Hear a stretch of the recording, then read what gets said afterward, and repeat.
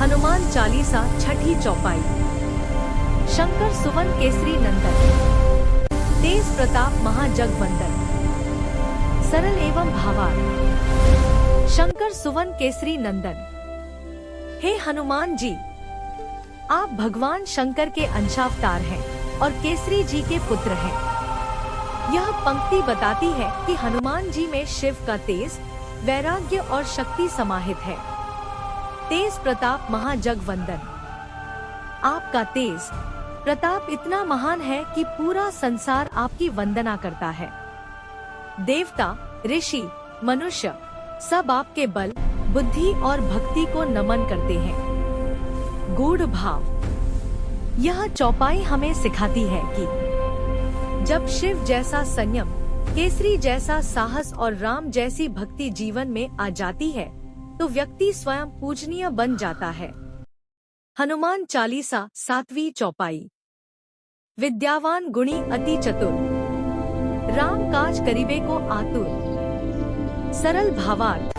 हे हनुमान जी, आप अत्यंत विद्वान हैं, उत्तम गुणों से परिपूर्ण हैं और बहुत ही चतुर व बुद्धिमान हैं। आपके हृदय में भगवान श्री राम के कार्यों को करने की तीव्र उत्कंठा रहती है।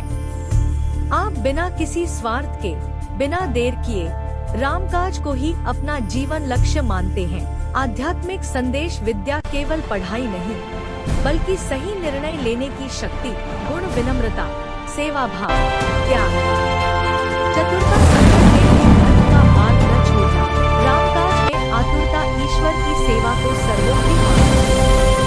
यह चौपाई हमें सिखाती है कि सच्ची बुद्धि वही है जो ईश्वर कार्य और लोक कल्याण में लगे। हनुमान चालीसा आठवीं चौपाई का अर्थ। प्रभु चरित्र सुनिबे को रसिया, राम लखन सीता मन बसिया। सरल भावपूर्ण अर्थ। हनुमान जी प्रभु श्री राम के चरित्र को सुनने में अत्यंत आनंद लेने वाले हैं। उन्हें राम कथा सुनना, कहना और जीना तीनों ही प्रिय है। हनुमान जी के हृदय में सदा श्री राम, लक्ष्मण और माता सीता निवास करते हैं।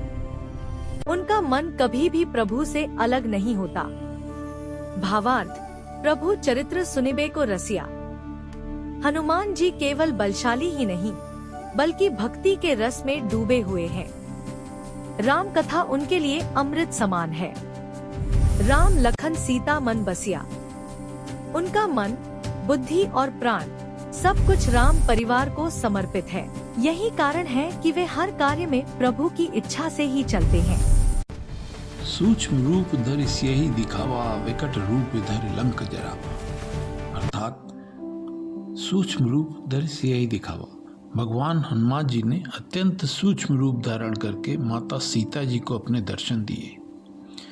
यह रूप उन्होंने इसलिए लिया ताकि अशोक वाटिका में राक्षसों की नजर से बचते हुए बिना भय उत्पन्न किए सीता जी तक पहुंच सकें। यह हनुमान जी की बुद्धि, विवेक और परिस्थिति के अनुसार स्वयं को ढालने की क्षमता को दर्शाता है। विकट रूप धरि लंक जरावा। और जब समय आया तो उसी हनुमान जी ने विकट रूप धारण करके पूरी लंका को जला डाला। यह उनके अपरिमित पराक्रम, शक्ति और अन्याय के विरुद्ध कठोर रूप का प्रतीक है।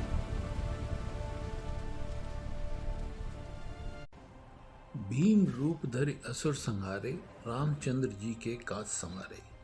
इस चौपाई का सरल और भावपूर्ण अर्थ है भीम रूप धरि। इसका अर्थ है हनुमान जी ने जब जब आवश्यकता पड़ी तब तब उन्होंने भयानक और विशाल और अत्यंत शक्तिशाली रूप धारण किया। असुर संहारे, इसका मतलब है उस दिव्य और पराक्रमी रूप में उन्होंने असुरों का नाश किया और अधर्म को समाप्त किया। रामचंद्र जी के काज संवारे, हनुमान जी ने यह सब अपने लिए नहीं बल्कि श्री राम के कार्यों को सफल करने के लिए किया। जय श्री राम।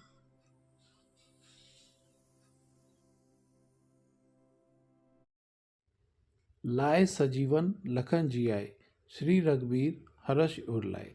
इसका सरल और गहरा अर्थ है जब युद्ध में लक्ष्मण शक्ति बाण से मूर्छित हो गए तब उन्हें बचाने के लिए हिमालय से संजीवनी बूटी लानी थी।